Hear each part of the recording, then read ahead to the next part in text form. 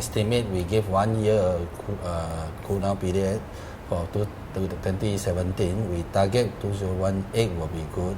And that time our highway is already 1 year in toll collection, and we also have some this so-called highway reserve land. We will be developed concurrently. Then we will generate some income to supplement our toll.